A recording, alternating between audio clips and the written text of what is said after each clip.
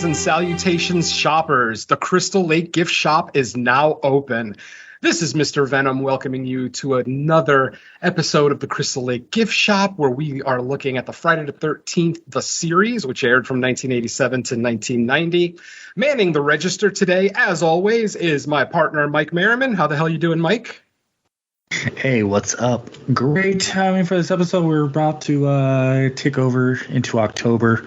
It will be October by the time people are listening to this, so what a great time for a new episode. And this week, our special temporary clerk is going to be Miss Lacy Lou from Cut to the Chase and the Slumber Party Massacre podcast. Miss Lacy Lou, how's the sword treating you? Oh, it's good. I'm excited. At this point in time when this episode aired that we're about to cover, I was about ready to be born. Oh, Jesus, shut up. I was about ready to graduate high school. It aired October 10th, 1987, and so I was born in November 22nd, so I was getting ready to pop. Nice. I was curious because you said 87, so it made me look up the date. So I was like, well, I wonder if it came out around when I was born. That's interesting because you're right. IMDb marks it as October 10th as the first air date for episode 2. But as I look at the guide, the behind the scenes Friday the 13th, the series book, which is very thorough, this tells me that the original air date was October 5th. So it's somewhere in that range regardless. So all right. So as I've already mentioned, we are looking at episode 2 of Friday the 13th, the series. This episode is called The Poison Pen. It is directed by Timothy Bond, who will come back and direct many more episodes, but this is his first episode of the series. It is written by Dunford King, Frank Mancuso Jr., and Larry B. Williams. Of course, as always, our three musketeers starring in the show, John D. LeMay, Luis Roby, and Chris Wiggins. Our synopsis is as follows. Ryan and Mickey disguise themselves as monks to retrieve a mysterious pen kept in an ancient monastery. So this is an interesting episode. I did enjoy it a lot. I'm going to go ahead and start with my general thoughts, by the way. Yeah, I really enjoyed this episode. I thought I'm always down for cursed pens, quills, things like that. You know, any time where if an artist draws something and the picture comes to life, or if a author writes something and the stories come to life, I've always been a big fan of those types of films and TV episodes, and this is just another one. This one opens up at a monastery where we see a robed monk writing a very cryptic kind of epitaph, as he calls them in the episode, epitaphs, which, of course, they do end up becoming epitaphs because everything that he's writing is about killing people, and, of course, all of that happens. So before we get into a deep analysis of the episode, I'm going to go ahead and turn it over to our guest, Miss Lacy Lou. Lacy, was this the first time you've seen this episode? And if so, give me your general thoughts. Well, actually, this past Friday the 13th, I believe it was in May that we had, right? Me and Danos decided to do a Friday the 13th marathon, which is it takes like 18 and a half hours to watch every single film in the Friday the 13th franchise. But Dan wanted to take a nap before we got started, before midnight hit. So, because we were starting it right at midnight on Friday the 13th, like we even had like Jason donuts. So like we were all prepared for this. And, but so I was like, you know what, I want to get started a little bit early. So, Nudie had these on Plex. So I was like, you know, I've never seen an episode of this, so I'm going to give it a shot and maybe watch a couple of them. So I watched the first one, and it was about a doll, and then it came to the second one, and I kind of fell asleep on it. So if that's maybe any indication to where I might lean. But I did I probably got like 10 minutes in. There's just something about like the atmosphere that to where it starts, it almost feels like olden day times. And even though it's not, I don't know, religion and horror, like it has to be like a very specific kind. Like I love like exorcism type stuff. I do love the thought of the cursed pen, the poisoned pen, and what it does. But I guess I just didn't like the setting. I hear you. I mean, anytime, even in a modern setting, if an episode or TV or a movie is set in a monastery, it always gives it that element of, being somewhat antiquated, not coming from a modern times. So, I definitely see that gripe. I myself am the complete opposite. Once I see monks and, a stone monastery, this great Gothic looking building, I am sold.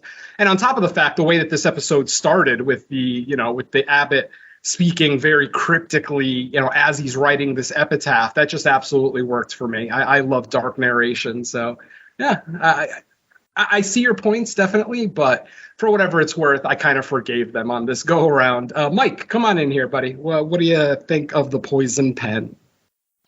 All right, so much like you, I do enjoy kind of the classic tale of here's your cursed item that whatever you write, draw, it comes to life in some form or fashion. And I felt like the religious background in this one was really, it wasn't so much important because really this is about like a corrupt monastery head that just wanted to make a bunch of money off a land deal, and the fact that he was in like this monk covenant kind of gave him cover for it. I do like the fact that it kind of made him. It kind of made the situation where he's presumed, like people would presume that these are just coincidences because this guy's not evil. He's a monk. And I like that he was kind of holding someone captive to take out anyone that disagreed. And, most of the people were loyal to him because they had no idea. And I will say this is one of, I don't have a clear memory of a ton of episodes individually, but we're only at episode 2 and we're already seeing kind of like limitations of doing this kind of thing on TV because it did kind of get like cheesy with the effects in that third act when we kind of get our third act finale of opening scene. Well, yeah, I guess opening scene too, but even with the flying guillotine and all that kind of looked funny. Oh, it definitely went over the top with the flying guillotine, but I mean the flying abbot in the opening scene, that just looked terrible. That was pretty bad too. I made a joke about Mickey and Roby being like the original Mulder and Scully, but I really feel like that they kind of have that feel to it because especially in this one, they see the article in the paper about the death and they start doing the research and they go track down the pen. I totally like the idea of like, well, we can't just take off with the pen, so we have to make a replica. I thought that was pretty cool. I will say, man, it's pretty damn easy to infiltrate a monastery because they basically just show up in robes and are like, yeah, we're from this other and like they don't really question them that much. Maybe they needed someone to help do yard work because they put them to work, so they're all right, we'll welcome you in. I would say it's a step down from the pilot episode, but it was okay for what it is, and it's hard to make a grand comparison yet because we're only on the second episode, and without memory of a bunch of episodes, I can't really say where it lies yet. But I'll just say I like the pilot more than this one. Oh, that's interesting. Because I really like this one. I like this one almost as much as the pilot. Obviously, the pilot has some actual blood and gore. In this one, it's more implied gore. In this one, we don't actually get the viscera that we get in the first episode. But I really like this story, and as more elements of the story are kind of disclosed, I like the story even more. The backstory of who this guy is, him and his partner Frank, and what they're hiding from. Like I thought that, like at first I was wondering why this thing was set in a monastery, but then you get the reveal later on that this guy's actually hiding from something, that him and his partner are hiding from something, and why wouldn't you go to a monastery? Cops can't go in there. That's a holy place. So. As more and more of the story was being revealed, I actually found myself really enjoying this story. And for whatever it's worth, I thought this antagonist at least he was better than the stepmother from episode 1.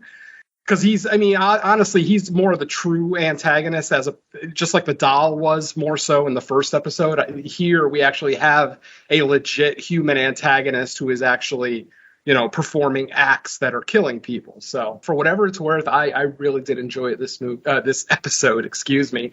Roby wasn't nearly as annoying, though she still did find a way to get under my nerves a little bit once they were in the monastery. I know we all know the scene that I'm probably talking about. It's just insufferable. On top of the fact that they even the fact that they even try to disguise her as a man. It's like, I'm sorry, but there are certain women. Yeah, there's certain women in this world that even if you strip off all their makeup and put them in a black robe, they still look like attractive women. Anybody who thought Roby was a man in this episode, I absolutely have to question. Now, I will say those are monks who probably haven't seen a woman in years. So I don't know. I guess I can give them a little concession there, but I don't know. What do you think, Lacy? You think you could just squish your boobs and take off your makeup and everybody will think you're a boy? Oh, God. Well, I don't know. I got called Joe Pesci yesterday, but so maybe. That's terrible. It was terrible. Like, there was nothing to warrant that period, but whatever. Like, I take, like, whatever people say online with a grain of salt anymore. Of course. What was the context of the comment? Was he talking about your voice or your height or what? Oh, no. So I posted the Slumber Party Massacre because I dropped episode 20 yesterday, right? And I posted it in the 22 Shots page, how we all promote our podcasts on everybody else's pages, right? And so I posted in there, and someone came in and they were like, this place is like a ghost town, or this page is basically dead, right? And I was like, I don't know what you mean. And he was like, well, there's no one for you to promote your podcast to in here. And he was like, if you look, I'm the only one that posts in here. And so Dan came in. So Dan came in and he was just like, no, people just post. You just don't get any action on yours. And he made like a little goofy face, and just Dan being a little smartass. And he was like, the guy got like really offended by it, and he was like, I don't know why you're coming at me, bro. If you want to play, let's play. And Dan was like, you're the one that's offended. And he was like, you know what? Your girl looks like Joe Pesci. And I was like, what the fuck? I was just like, oh my God, that was probably just the first name that popped in his head. He just had to think of an insulting name for you. Like, I know I'm a short brunette, but so I was just like, I don't know why you're attacking my appearance, but sure, I'll roll with it. And I just posted like the Joe Pesci smiling gif from Home Alone. So I mean, you just can't let those things bother you. But I don't, maybe in his eyes I could pass as a man, but I think typically no. I think I pretty much I have a pretty big rack, so that would be pretty hard to hide. And I wouldn't want. Very true. But I mean, to be fair though, they are in big robes, but I still think they would cling to you. You know what I mean? Would literally have to tape everything down, and that would be and how long were they there for? If I have to tape that down, I'm not doing that for days. I could do that. We're definitely there for days. Yeah, you're on your own, Mickey. Yeah. She was like, well, that means I'm out. She really wanted to go. So I appreciate her enthusiasm. And what's weird is her name is Louise Roby in real life. And when I was married, that was actually my maiden name. My middle name is Lacy Lou is actually Lacy Louise. So when I was married, it was Lacy Louise Roby. So it's just kind of a weird correlation, I guess. Oh, then you're the perfect guest. I love it. Did you guys find it interesting that there was a spy hole in the shower, and it's well, what are they usually spying in on? Yeah, I think the answer since there's no women there. Right. Yeah, and he had almost a shit-eating grin too when he looked away from the peephole, or maybe it's a glory hole. I mean, it looked pretty big to be a peephole, honestly. I mean, because I don't know how she didn't know. Anybody in the shower would glory hole. I could see a glory hole in a monastery. Hey, don't ask, don't tell, man. Do they abide by the military motto? I doubt it. I very much doubt it. But I mean, it seems like they take the rules kind of loose and fast here, because the abbot, as we already mentioned, the abbot is trying to sell the monastery. I don't think that's a thing. Can the abbot just sell a monastery? That doesn't, because the abbot isn't the owner. You know what I mean? He just runs the church, the monastery that's on the property. I guess in this instance he was the owner, but it just, I don't know, it felt really, really weird. it's almost like they were implying he had to become abbot before he could sell the monastery, which, like I said, I don't think that's a thing, but again. Maybe he was just trying to will himself to have all this power. Yeah, well, definitely will himself. I mean, hell, he's got the pen. Of Right. course he is. Yeah, maybe they should have cleaned it up and said selling the land instead of the actual monastery. Oh, man. All right. So if there's nothing else that we can kind of talk about for general, why don't we just get into the little bit of a walkthrough that I've got written out here? As I've said, I am taking a lot of what I'm saying out of Curious Goods, Behind the Scenes of Friday the 13th, the series, written by Elise Wax. That'll be my source for many episodes of this podcast. So basically our episode opens, as I mentioned earlier, it opens with a robed figure sitting at a desk and speaking very cryptically with a deep monotone voice, which always helps the creep factor. And we hear him talk about, the abbot will be lifted from the ground and, something about will fall from grace. I can't remember the exact line, but it was very cryptic. And then after he's done writing, we go outside and we see the abbot just walking around the monastery grounds.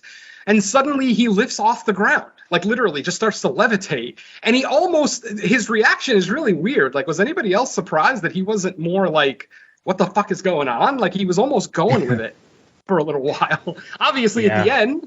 at the end of his little ride, basically gravity comes back, with full vengeance, and he falls to the ground, and of course he is dead. And that is the cold open of our episode. That's my favorite fucking part of this episode. Like, That's valid. Hey, it's the only good squish that we get in this episode, so I'll take it. Yeah, and they do establish like the power structure too, because right before that, when they're discussing, possibly selling the place, and you could tell like the second in command guy wants to, but he's like, oh, you're in charge, whatever you decide we'll go with. And then immediately after he's offed. So it's like, I don't think you're going to go with what he wanted to do. So Exactly. All right. So after, of course I get the floating monk episode. Just to his death. would you prefer the flying nun episode? Is there a Holy flying? shit! No, it's an old reference. Sorry, I forgot. I'm the old guy on this show. You forgot I wasn't even born when this episode aired. Very valid. I was hoping Mike would know. He may have. I don't know. He chuckled, but maybe not. I don't know. Anyway, Sally Field, the flying nun. Look it up. Oh, okay. Anyway. I have heard of it. I've just never seen it. Okay. All right. So after our cold open, we are back at Curious Goods, where Jack basically decides to give Ryan and Mickey a lesson on who Nostradamus is. They read an article about the Oracle of Death is what the newspapers are calling him. And he is basically a brother at the Eternal Brotherhood Monastery. He is Brother Curry. And basically he is getting popular because every time he writes a prediction, it comes true. And it comes true instantly, like the same day, usually like within hours. So, of course, newspapers are going to get in, they're going to be interested. They're going to want to write articles about him. And what ends up happening is there's a picture in the article of Brother Curry, and Jack recognizes the quill pen that he is holding in his hand. The reason that Jack recognizes his pen, he fucking made it. He remembers that he made this from, what was it, a Turkish condor, was it? A Chilean condor. To Chile. I had to find it in my notes. Yes. Basically, he took a feather from a Chilean condor, which he quips, they're the worst kind, which I didn't know condors came in varying degrees of danger, but okay. That was a detail. So I don't know why it matters. Yeah, exactly. I don't know if they were going for a joke there or what, but whatever. It kind of fell a little flat. But anyway. Exotic wasn't enough. It had to be dangerous and exotic. Exactly. So after he sees the pen and recognizes it, he goes back to the Curious Goods manifest.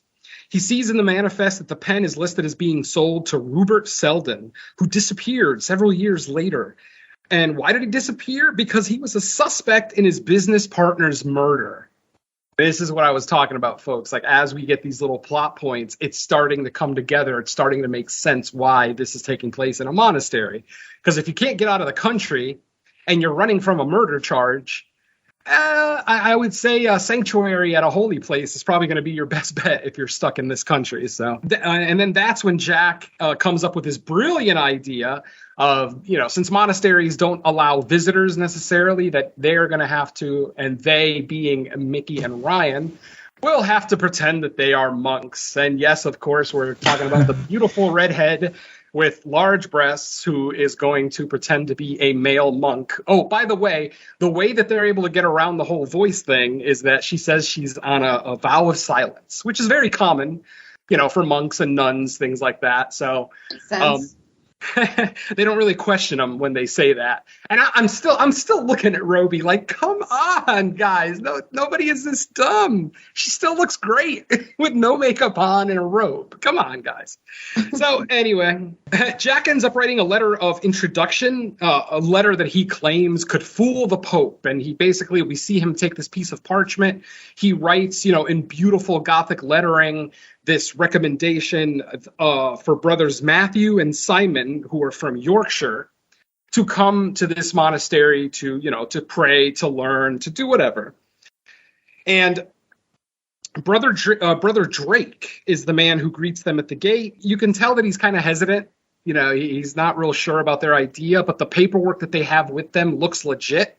He goes ahead and accepts them, brings them to their room, which, of course, Mickey and Ryan have to share, which instantly Mickey starts going crazy about, which this is where she starts to fucking annoy me, because it's like, you came to a monastery. Why would you think you were getting your own bedroom? I mean, why would you think you were getting some kind of hotel accommodation? Yeah, well, exactly. He does make the comment. He was like, hey, it could be worse. It could be only one bed. But, that would be good for him. But I don't know. Just really creepy, because right before he makes that comment, he kind of looks Mickey up and down. And this is the second episode in a row that Ryan's creeped me out with the way he looks at his cousin. Thank God they made these two cousins, because like Doug said on episode 1, the whole will they, won't they thing would have been really thick in this if they were, not related. But I feel like, but then the fact, I mean, you might be right. I mean, hell, I'm not sure what state they're in. They could be in Mississippi. I don't know. But just, yeah, man, that is some freaky shit. Because now we're 2 episodes in, and he's still checking out his cousin inappropriately, and that just freaks me out. So, and then Mickey, of course, finds out that they do have communal showers and bathrooms, which freaks her out even more. Again, I don't know what the hell she was expecting, but okay. At this point, if I was freaking in, I would, as a female, I would feel very uncomfortable. I'm not one of those feminist people or whatever, but sure. Just feeling the pressure of not supposed to be there at all, period, and you're hunting someone evil, and I don't, you know what I mean? Absolutely, it doesn't make sense. The added pressure of having to go to the bathroom, when she was saying those lines, I was just thinking, I was like, well, what would happen if I go to the bathroom and I go into the stall and then I just sit down to pee? And somebody comes in and I'm just sitting there peeing, and they're like, well, why are they sitting down while peeing? I really went off on a whole tangent in my head about that. It freaked me out. I'm not gonna lie. Hey, that's what good art does, man. It gets you thinking. Well, right. Art, at least. I don't know about good art, but whatever. Okay. At this point, we are introduced to Brother LaCroix, and he is going to be our main antagonist for this episode. He's cautious of the new recruits, but at first he thinks Matthew and Simon are at worst journalists. He actually says, just make sure they're not journalists or something, which Drake, the other, LaCroix is number 1 or helper, whatever you want to call him, assistant, basically finds out that they're not journalists, but still doesn't really know what they are. So kind of lets it go. That evening, Ryan and Mickey follow one of the brothers as he's delivering a tray of food to the cloistered Brother Curry. Don't forget, Brother Curry is the quote-unquote oracle of death, as the newspaper put it. And after the brother drops the tray of food off at the door, we basically hear Ryan yell out, Brother Curry, your food is here. Brother Curry opens the door, grabs the to grab the tray, and instantly Mickey and Ryan, they don't rush him necessarily, but they like walk up to him and start asking, questions. And one of them mentions the pen, which quickly freaks out Brother Curry. He kind of scurries back into his room, and Brother LaCroix shows up, of course, along with Brother Arube, and basically telling him that you can't bother this guy. He is secluded for a reason. You're not allowed up there, blah, blah, blah, blah, blah. They get sent back to their room. I'm shocked they weren't kicked out at this point. Because they're already, right? I mean, they're already doing non-monk things. Yeah, I'm like, how was their cover not blown? Or at least they weren't even questioned further. Like, what the hell are you doing? How do you even know to come up here and, like, try to get in there and all that? Exactly, right. So... the next morning, Mickey and Ryan are given their chores. They're raking and mowing the lawn.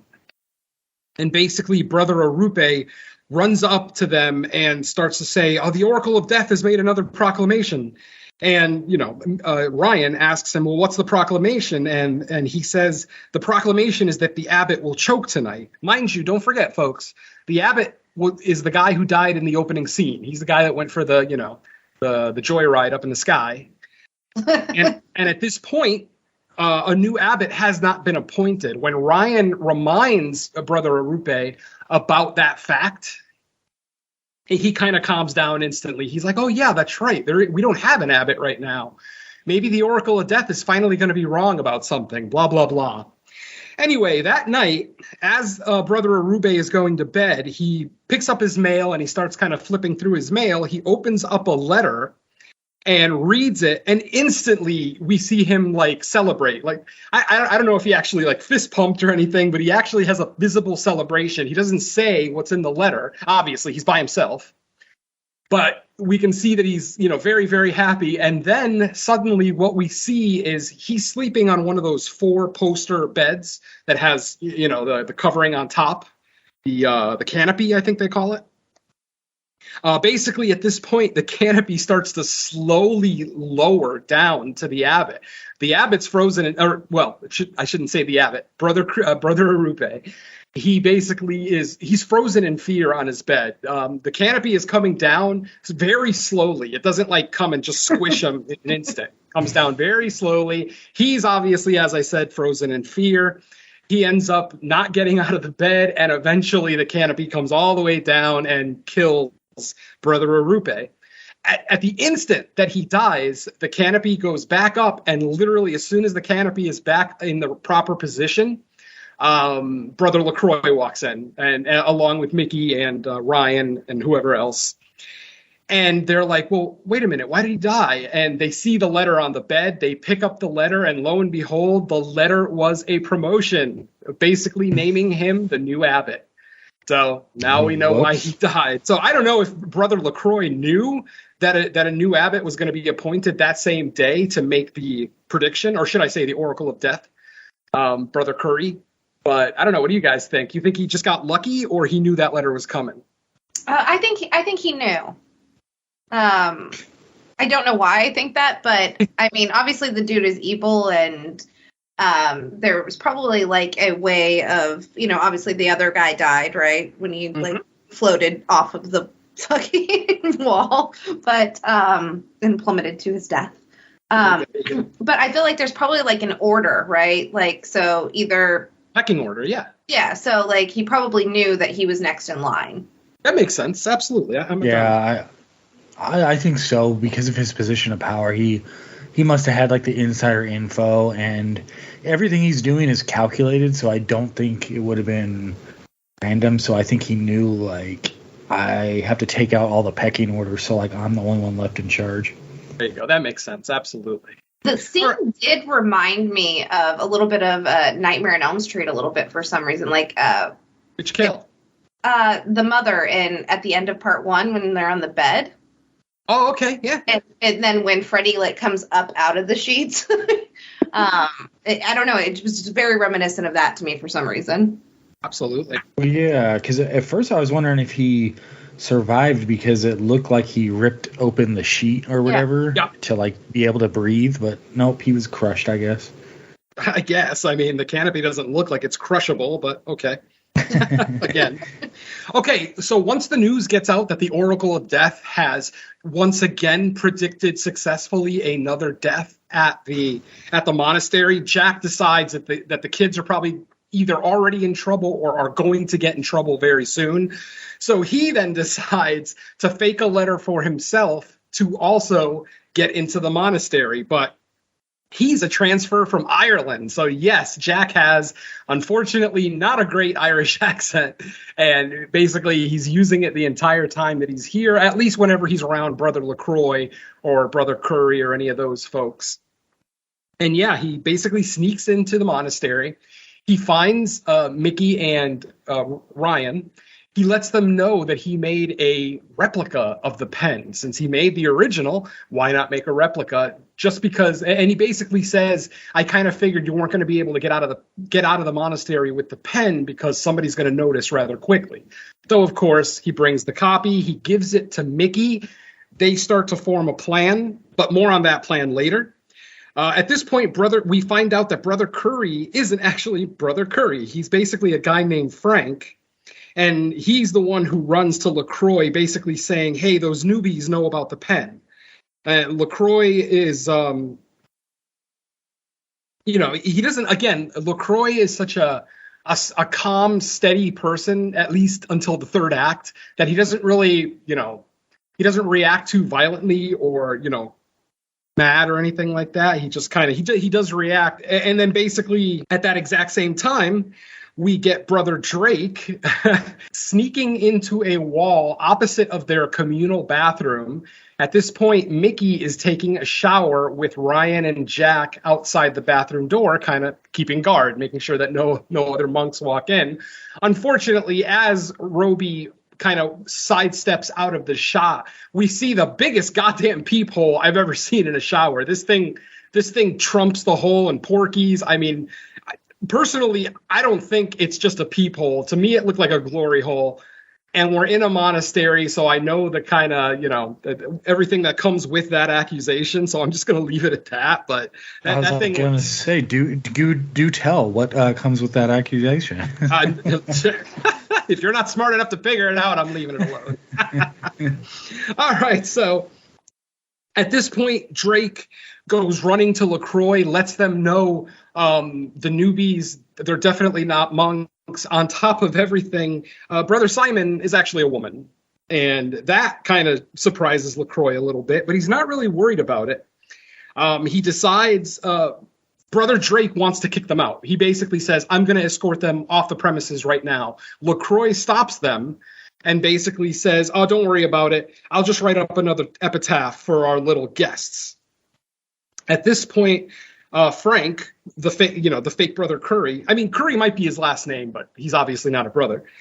Brother Curry basically lets LaCroix know that he wants out. He doesn't want to be a part of this anymore.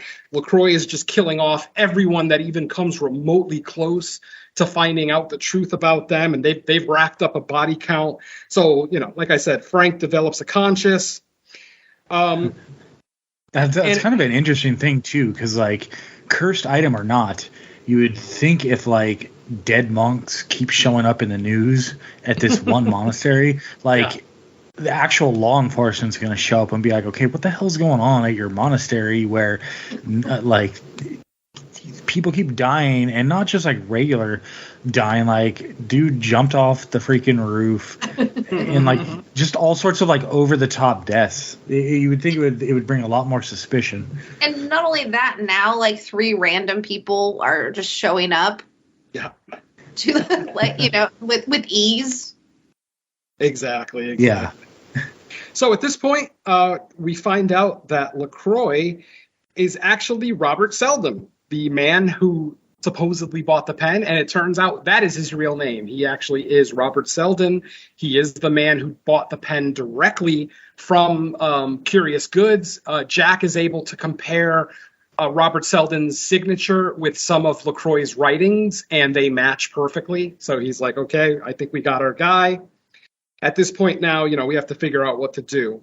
But that night, LaCroix is he's kind of fed up with Frank, his partner. He's basically just decides, you know what, before I take care of our little guests, I'm going to take care of Frank, and writes an epitaph that basically says he's going to die a horrific death or something along those lines. And what ends up happening is he ends up getting put into a guillotine.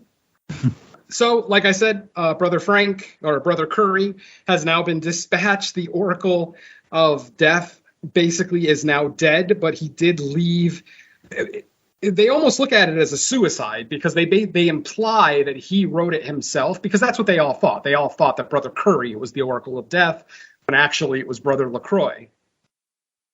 And so Mickey and Ryan end up finding Brother Curry on the guillotine. They end up finding a note next to him that kind of looks like a suicide note, but it's an odd way to kill yourself, but okay.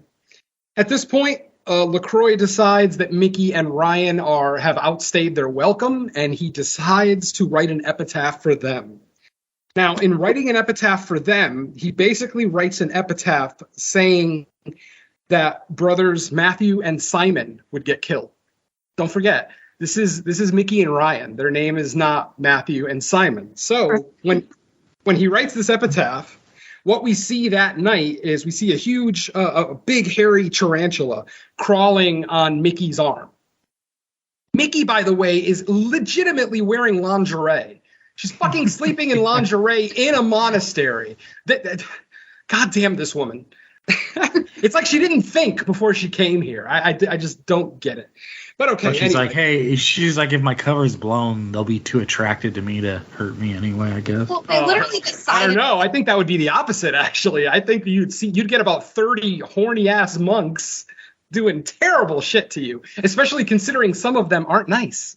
We've got some bad monks in there. So, they really only planned this out for like 2 minutes, and she was just like, before she even, because she's a female, she's like, well, I'm out, and then they just throw a robe on her, and then they just go. Right. I don't really think they thought it through at all. Yeah, well, they obviously didn't think it through. I mean, this plan is terrible. I mean, they literally had a good plan for getting in. They had no plan whatsoever for getting out. Literally, the plan was get the pen and get out, but no actual plan. Whereas they had a plan to get in, with the fake letter from the Vatican and everything else, blah, blah, blah. Like the pen was just going to be sitting out in the open on someone's desk. Exactly. My God. So anyway, we see the tarantula climbing on Mickey. Eventually, Ryan wakes up and sees the spider on her. He gets up and instantly slaps it off her. Mickey makes the claim that it bit her. But of course, anyone who knows anything about spiders knows tarantulas don't have enough venom to kill humans. So Roby was safe completely. But again, they're going on figuring that most people don't know that fact. So that's fine. The next morning, we see Mickey, Ryan, and Jack all having their morning bowl of brown rice, which is mentioned multiple times in the episode, how they're sick of eating brown rice. Apparently, that's all they eat there. What kind of life is that? Yikes. And how do you get all your nutrients just out of brown rice? That seems odd. Anyway, they are, like I said, they're in the courtyard eating breakfast, and then Brother LaCroix and Brother Drake come out, and instantly he sees Mickey and Ryan sitting there, and finally we get like a visceral reaction from LaCroix. He actually loses his cool a little bit in the sense that he's just in shock. He's like, he doesn't understand what's going on. Then he actually walks up to them and actually says, well, some of the other brothers have complained about vermin, spiders, rats, things like that in your room. Have you guys run into anything like that? And all three of them are just like, nope, not at all. So, of course, LaCroix is confused as hell. A Brother Drake ends up coming up to him and letting him know that the real brothers, Matthew and Simon, who actually are real. So I'll give Jack credit for that. He didn't just make up a couple of monks. He actually did some research and found two real ones to transfer. So he got murdered. He got murdered for their efforts. I know, that's so fucked up. Those poor guys did nothing wrong. Whoops. Oh, it's horrible. That's so fucking horrible. It is horrible. It's awful. It's collateral damage when you're after a cursed item, I guess. I hope the pen was worth it, you guys. Really? Look, he was just using it for a land deal. It was really so bad. Exactly. So after Basically, after all of this, after Mickey and Ryan then go to do their chores and everything else, Jack starts snooping around LaCroix's office. Oh, by the way, I did skip a little piece where we do see LaCroix actually talking to, some kind of businessman. And they are trying to work out a deal where LaCroix wants at least $10 million for the monastery. He is willing to sell. He's the first abbot, apparently, who's willing to sell. And he just wants it now. Now, the agent that he's working with tries to charge him too much in his fees, his interest rate. Basically, he asks for 10%, which, when it comes to lawyers and things like that, I think 5 to 10% is normal. But I guess in this instance, 3% is normal. And the abbot instantly is offended that this guy is trying to rip him off. And he basically tells him, well, now you're only going to get 2.5% and you're giving me $15 million in cash. And apparently the businessman agrees. They have a handshake agreement and $15 million in cash will be coming the new abbot's way. At this point, Jack starts snooping around LaCroix's office. He doesn't find the pen, but what he does find is the book that he's writing all of his epitaphs in. So, he sees it. That's when he compares Robert Seldon's signature to the type that's in there. It has the same Gothic calligraphy style. So he decides, okay, we got our guy. That night, there is a service. They basically have like mass, basically, where they have multiple services a day at a monastery.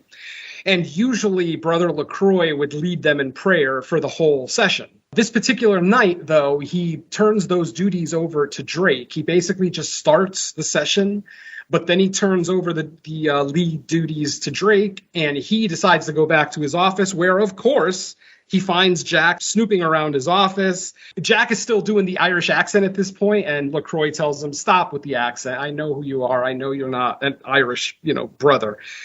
And, Jack instantly is like, oh, shit, well, I thought you were meditating. At this point, we actually get what could be either the best or worst line in the episode. I think I'm going to leave it up to the individual viewer.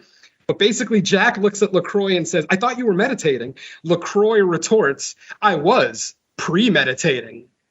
I don't know if that's clever or stupid. Because at the time, I thought it was kind of cool. I think it's both. Yeah, I think it's equal parts stupid and clever. Absolutely. I'll go with that. All right, so at this point, LaCroix takes Jack to the guillotine. He finally admits that he does have the pen, but that only Jack and his two friends know about it, so he's going to have to take care of them. What he ends up doing is he puts Jack under the guillotine. And this is where he turns into a James Bond bad guy, an idiot James Bond bad guy. Because rather than just, release the guillotine and cut his head off, he basically puts a candle under the rope that's holding the guillotine up.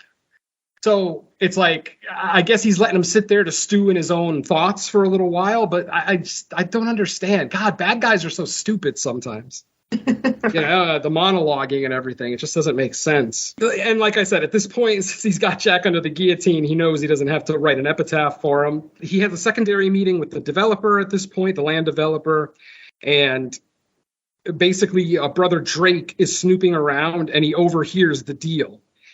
And Brother Drake at this point seems to be like the only real believer in the monastery and the brothers and everything else. So he instantly is not happy with it. Mickey and Ryan split up. At this point, Mickey goes to LaCroix's office. She ends up finding the pen where Jack could not.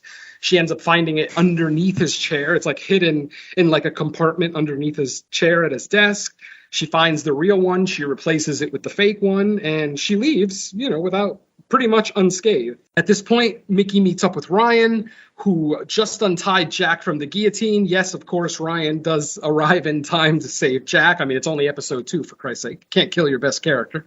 Mickey proudly proclaims that she made the switch, that she has the real pen and LaCroix now has the fake pen. Unfortunately, LaCroix is standing right there in the shadows, kind of steps out of the shadows, still with the gun in his hand, and basically says, oh, well, thank you very much for that piece of information. He goes ahead, he gets the real pen back.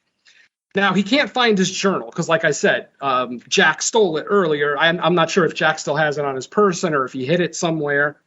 But LaCroix basically sees a piece of paper on the desk, and without checking the piece of paper to see what it is, he decides to start writing an epitaph for Jack, Mickey, and Ryan. And he ends up writing out the entire epitaph, talking about, they're going to meet their ends and everything else. And then he basically says, all I got to do now is add the names. At that exact moment, brother Drake, attacks him with an axe. He's not successful, unfortunately, and he basically big whiff. Major whiff. I wouldn't expect a monk to know how to wield a giant axe, though, so I'll cut him a little slack, just a little. But yeah, he ends up joining the menagerie of hostages that LaCroix has. And just as he's about to write down the names on the paper to complete the epitaph, Jack lets him know what the piece of paper is that he wrote the epitaph on. He turns the piece of paper over. It's the fucking sales receipt from the pen when he bought the pen at Curious Goods. And guess what? His name is on the receipt. So at this moment, and unfortunately, folks, I will not be able to convey the cheesiness of this episode, of this scene, even though I had a smile on my face the entire time because it was just so hokey and stupid that I loved it. The guillotine comes flying off its apparatus, the stand, and literally starts flying around with some terrible late 80s special effects. Yeah, these effects were not very special, but man. The phantasm ball, it ain't. Oh, God, no. The phantasm ball would piss on this thing. So like I said, we see the guillotine kind of flying around, chasing the abbot. Eventually, the guillotine misses on one of its attacks and gets stuck in the ground.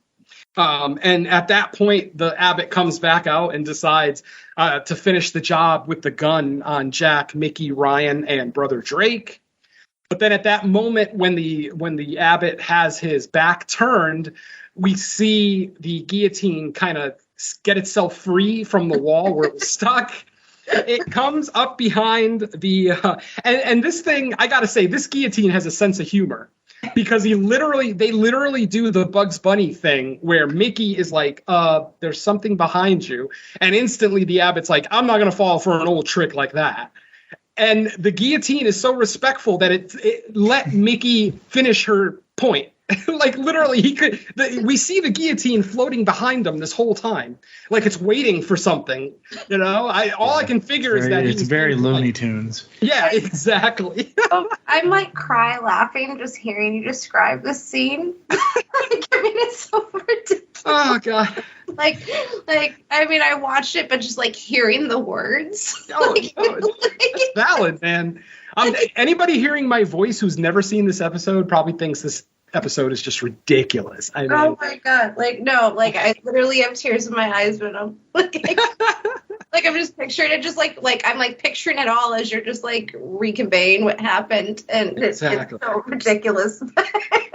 There you go. And then finally, after Mickey and the abbot are done having their little conversation, then we see the guillotine, rather than cutting the abbot's head off, which is what you would think the guillotine would want to do, that's what it's used to doing, the guillotine flies straight into his back, and it goes through him just enough. There's no blood or gore, but it goes through him just enough that we see the front of his robe kind of jump a little bit, kind of just pop up a little bit, and then he falls down. No blood or nothing, but, we take what we can get on television. Right. And then at this point, we're back, for our final scene at Curious Goods. We see that Jack is reassuring a worried Mickey that the real pen is safely tucked away in the vault. Mickey isn't convinced. She's like, well, how do you know? I mean, you made such a perfect facsimile. How do you know that's the real pen or not the real pen? How do you know that's the facsimile?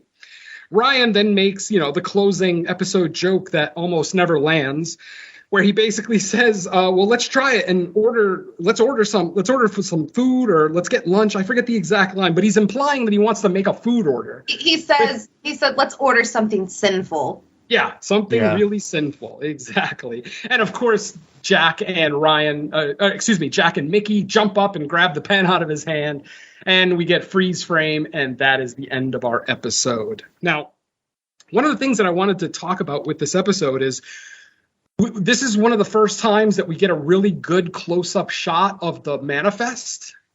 And I wanted to talk about some of the things that are in the manifest. I actually froze that frame and wrote down some of the things that were in there. And if you noticed, in the list, there was 1 ring of skeleton keys, 2 Venetian chairs, 1 silver ring of the McCullough family. That one actually had a name, so I fully anticipate that's going to be an actual future episode.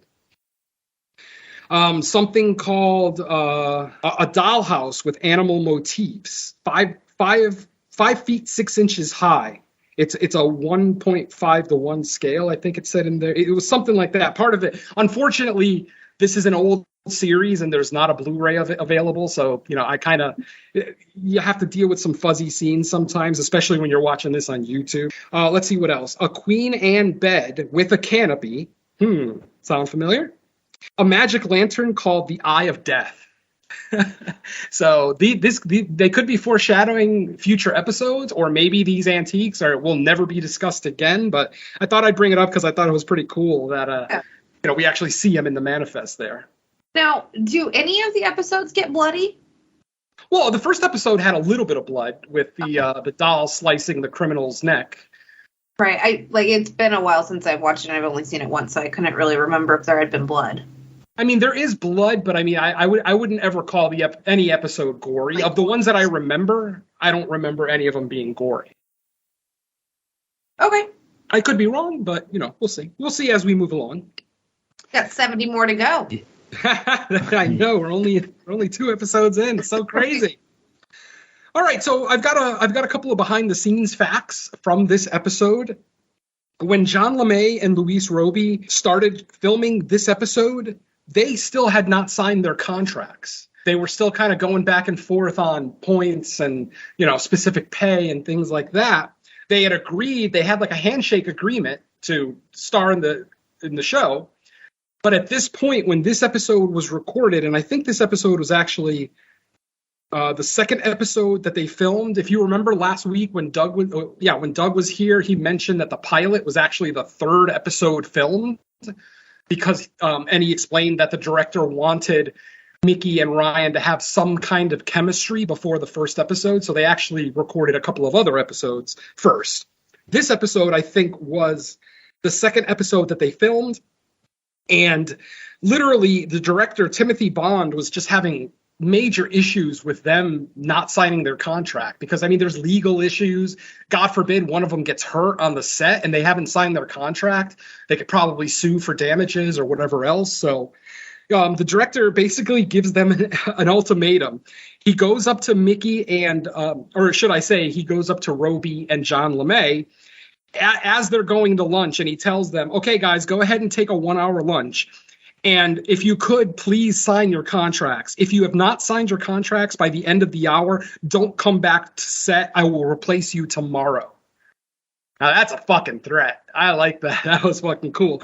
And, of course, they signed their contract before lunch was over. So, yeah, there you go. They recorded an episode and a half without an actual contract. How they got paid for those episodes is beyond me, but that's basically what happened. So I thought, and it is kind of ironic, too, that the episode where they actually signed their contract is The Poison Pen. Interesting. Oh. So I thought that was pretty cool. Tim Bond talks about this being his first episode that he directed. And I quote, when I read the script, I noticed that 75% of it took place outdoors at night. My shooting date was a couple of days before the longest day of the year, June 22nd. I had to do a little astronomy lesson for my producers, so I didn't think that they would want their crew working only 6 hours a day because, at this point in the summer, nighttime is only about 6 to 8 hours. And they can't start recording at dusk. Obviously, they have to wait until the sun is completely down. So that's where they came up with the 6-hour figure. They basically, the producers decided, okay, let's not worry about only shooting at night. And you can see the results because we have a lot of daytime scenes in this episode. The Abbott dies during the day. All the scenes of Mickey and Ryan doing chores, those are all during the day. So they definitely changed up their recording schedule. The problem was, instead of only having 5 12-hour days, the producers, and I don't know if this is a way of punishing them, but the producer basically decided to force them to start shooting 15 to 18-hour days, 6 days a week. Like I said, I don't know if that's retaliation from the producer, but yeah, like I don't think he was very happy with the director coming back to him and saying, "Hey, we can't follow the schedule. It's the middle of the summer, or it's the start of the summer, and we have very little nighttime to shoot in." So yeah, this episode actually has a lot of similarities with the season 3 episode "Mightier Than the Sword," which, of course, once again talks about a cursed pen. Both episodes are drastically different, but the curse is basically the same. The pen writes horrible things that come true. Mightier Than the Sword has an added benefit of controlling human beings, because in this one, LaCroix wasn't like possessed by the pen or anything. So come that season 3 episode, Mightier Than the Sword, we will see a pen actually possess its victim into writing terrible things and then coming true. So yeah, that is a little interesting contrast, because some of the items actually seem like they possess the person to act evil, where other items are kind of just like static, where it's kind of dependent on what like if the person chooses to use it, something bad will have an outcome. But it doesn't seem like in this one the item actually took control to make the person do something bad. Yeah, exactly. And because last week, we kind of had that back and forth on whether the doll was actually affecting the little girl, like if it's actually possessing her, because of her drastic personality change as soon as they got the doll away from her. So it was kind of her indifference to adults dying all around her. Exactly. But this one, like I said, very obviously, we get our first real human antagonist trying to kill people, doing terrible things. Another cheesy line in the episode that once again made me chuckle, but the more I thought about it, just sounded stupid as hell, was right after LaCroix dies from the guillotine, Jack says, "Well, he should have stuck with pencils." Hardy har har. Hardy har har. There you go, and folks. Then the very next episode, the cursed pencil. Oh, God, no. No, the cursed pencil sharpener. Now, is it going to be one of those ones that you carry in your pocket, or one of those ones that's nailed to the wall at school? To where you have to, like it's almost like a guillotine. It chases you around. It's like a rotary, like you have to just keep spinning it. And then when you pull your pencil out, like it's a stub. A stub. Okay, I was thinking something like gory, like you pull the pencil out and it's a finger or something. I don't know. I was just thinking about, because that would always happen to me, because like you're like just up there like trying to kill time. Yeah, that's true. Like sharpening your pencil, and then when you pull it out, it's just like a stub. I didn't think you were old enough for those old-timey pencil sharpeners. That's awesome. Oh, yeah. They must have gone way longer than I thought they did. I figured they died because I never saw one in my high school. Once I left junior high, I never saw them again in my life. So I didn't see one in high school either, actually. It was in junior high. It was the last time I seen one as well. Yeah, see, they don't trust kids 14 and under with good pencil sharpeners, so they force us to go up to the front of the fucking class and do it in front of everybody. Right, they're like... All right, folks. Pencil sharpened. Oh, yes. All right, so does anybody have any closing thoughts on this episode? Let's go with Lacy first, because I know Mike obviously is coming from the context of watching all these episodes in a row. So, Lacy. I had a really good time talking about it, and honestly, like, just you describing it was, I think, a little bit more enjoyable to me than watching it at times, because just like sometimes you just need that different perspective to like just envision it yourself and like take yourself back there. I don't know if that makes any sense, but like I definitely have an appreciation for like the narration of that. Like I will never forget you describing the guillotine just flying around. So like I think that's I'm probably going to dream about that tonight. I'm glad I could help. Like no, a nice dream to go get into October with, I guess. There you go. I think it's a cheesy episode. I'm excited to come back and see what is ever next if you guys have me back. Just because, like, obviously, my strength is not like monasteries and whatnot, but just I enjoyed being here, and thank you guys. Absolutely, thank you, Mike. Any closing thoughts on this episode? I mean, I pretty much said what I had to say. I mean, I did like the setup. I thought, the story was Thing is, it's like you're always judging these TV shows on like what can they kind of fit into 40 minutes of an episode. They gotta move things along because sometimes I feel with TV anthology shows like this is it can feel almost comical in the way things move so quick that you definitely have to take shortcuts with these kind of stories. Obviously, we already went over it plenty how easy it was for them to just sneak into this monastery like with very minimal like disguise and effort. But that's kind of what you have to do because there's no time in the episode to like come up with these elaborate plans and put them into action. So you kind of try to be forgiving with that stuff. And of course some of the special effects, just what are you going to do with that kind of budget? So I try not to hold that against it. And hey, if it gives you like some laughs, I mean, I still consider that a success too, because that's better than it just being flat out boring, right? Which is unfortunately when I'm covering some Freddy's Nightmares episodes, I'm like, man, these are just bad. But Lacy, speaking about coming back, hey, the next episode is Cupid's Quiver. So another pen episode. Oh no, Quiver. That's arrows. Yeah, something about like possessing people to fall in love with the owner of it, and then it goes from there. But that's sounds like Cupid. I feel like there's like a handful of episodes with like the item making you fall in love or someone fall in love with you. That happens quite a few times through the series. I remember a couple. About all I remember. But I remember the makeup, the whatever they call it, the makeup compact flip thing. Yeah, the compact. Because they did a couple episodes, like I mentioned last time. Yeah, they did one with an actual like makeup kit, not just a compact, like an actual full-on kit, and it was a male actor, a stage actor, who had bought it and was using it nefariously. But I do remember the compact too. I don't remember what it did, but I have the vague memory of the woman looking into the compact. Yeah, it was like she basically would hold it up and it would show her face, and then whoever else appeared in it would like fall in love with her. Oh, nice. Yeah, and of course they had to make her super homely looking just to like show how effective it is. But yeah, Andrew McCarthy Tales from the Crypt episode. Oh yeah, that's right. Like that. Not bad. All right, folks. The shop is closing in 10 minutes. Please bring your final purchases to the front, and Mike will ring you out. While we're doing that, we're going to go ahead and ask our hosts where else they can be heard. So, of course, Miss Lacy Lou, where else can people hear your wonderful voice? Oh, should I talk like Joe Pesci? No, please don't. You motherfucker. No.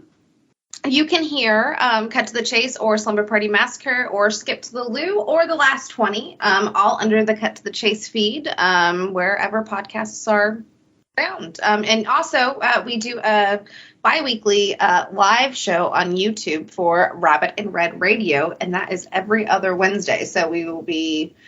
Our next recording is October 5th, I think is the right date. Yeah, October 5th. So... if you go by that date, it's bi-weekly from there. So, what time do you guys start? From usually 7:30 Central Time or 8. Okay, cool. Yeah. Awesome. I'll try to check it out. Yeah, it's a good time. We play a lot of clips and just kind of make fun of movie stuff. So, yeah, it's nice. A good time. All right, Mike, while you're ringing up those purchases, where else can people hear you?